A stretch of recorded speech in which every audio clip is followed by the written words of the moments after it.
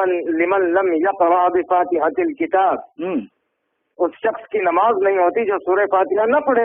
اچھا، تو مجھے معلوم تھا تم آج آ کر حضرت عبادہ بن صامت کی، یہ حضرت عبادہ بن صامت کی روایت ہے نا، ہاں یہ حدیث پیش کرو گے۔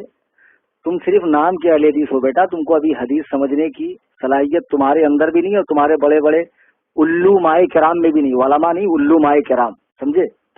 آپ گھمائے پھرائے نا جواب دیں۔ ارے میں تمہیں جواب ہی دے رہا ہوں مولوی صاحب، لا صلاۃ لمن لم یقرأ بفاتحۃ الکتاب جو حدیث ہے، امام احمد بن حنبل اور حضرت سفیان بن عیینہ فرماتے ہیں کہ یہ حدیث اکیلے نماز پڑھنے والے منفرد اور امام کے لیے ہے، مقتدی کے لیے اس کا حکم نہیں ہے، مقتدی کے لیے اس کا حکم نہیں ہے۔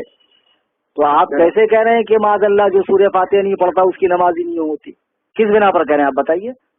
ارے صوفی جی، لیکن اس حدیث میں لفظ من تو عموم کے لیے آیا ہے نا۔ تو اس میں جو من عموم کے لیے آیا ہے تو اس عموم کی صراحت اللہ نے کی ہے یا رسول اللہ نے کی ہے؟ اور آپ تو اس جماعت سے تعلق رکھتے ہیں کہ جس جماعت میں اگر حضور پاک صلی اللہ علیہ وسلم بھی بغیر وحی کے کچھ کہیں تو آپ کے علماء کہتے ہیں مت مانو۔ طریق محمدی کتاب کا نام سنا ہے؟ مولوی محمد گناگڑی کی ہے، جس میں اس نے صاف لفظوں میں لکھا ہے کہ ہم اہل حدیث نبی کی بھی بات تب مانتے جب وہ وحی کے ساتھ بولتے ہیں، با وحی بات جو ہوتی ہے مجھ کو مانتے ہیں، بغیر وحی کی ہم نبی کی بھی نہیں مانتے۔ تو لفظ من سے جو عمومیت آپ ثابت کر رہے ہیں تو یہ عمومیت کی صراحت خدا نے کی ہے یا رسول نے؟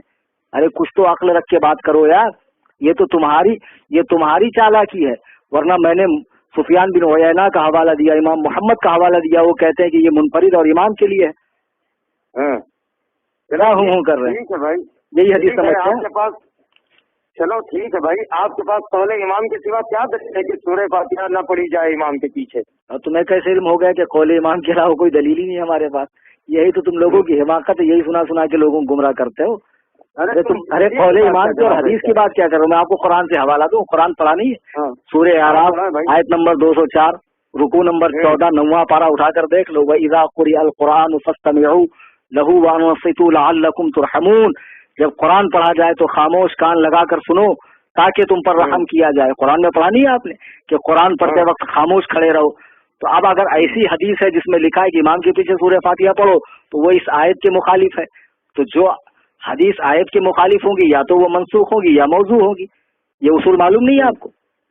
معلوم ہے۔ ہاں تو واہ بیٹا اندھے مقلد، تم تو خارجیوں سے بھی بدتر نکلے یار۔ ماشاء اللہ۔ یہ سورہ اعراف کی یہ آیت جو ہے یہ مکہ میں نازل ہوئی، اور اس کا موقع نزول یہ ہے کہ جب نبی قرآن پڑھتے تھے تو کفار شور مچاتے تھے، تو کفار کو چپ کرانے کے لیے یہ آیت اتری، اور تم اسے نماز میں قرآن پڑھنے کا فٹ کیے جا رہے ہو۔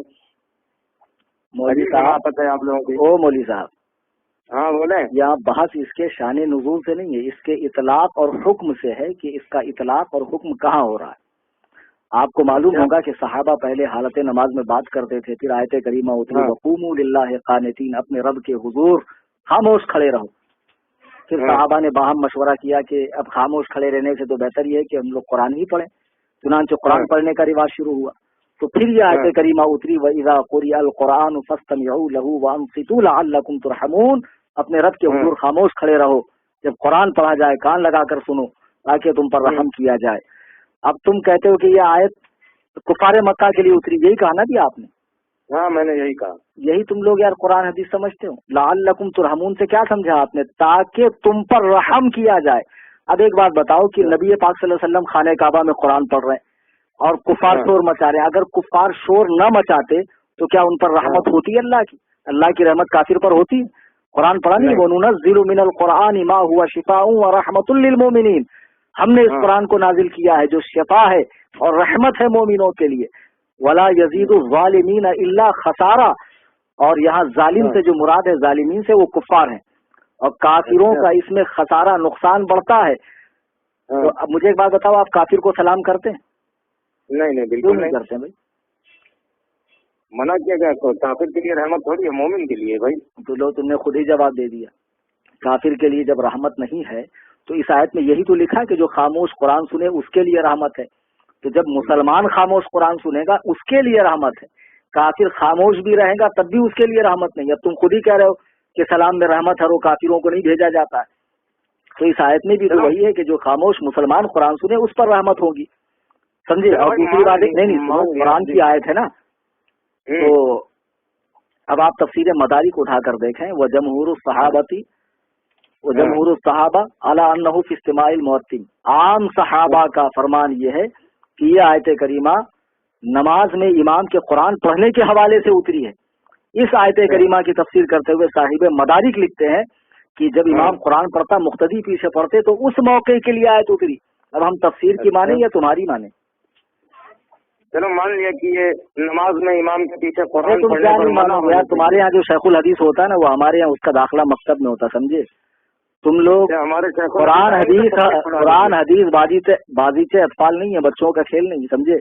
उम्रें खपानी पड़ती तब जाके ये तौफीक नसीब होती, मौली साहब। मान लिया भाई, मेरी बात सुने, नमाज में इमाम के पीछे कुरान पढ़ने पर मना होने के लिए यह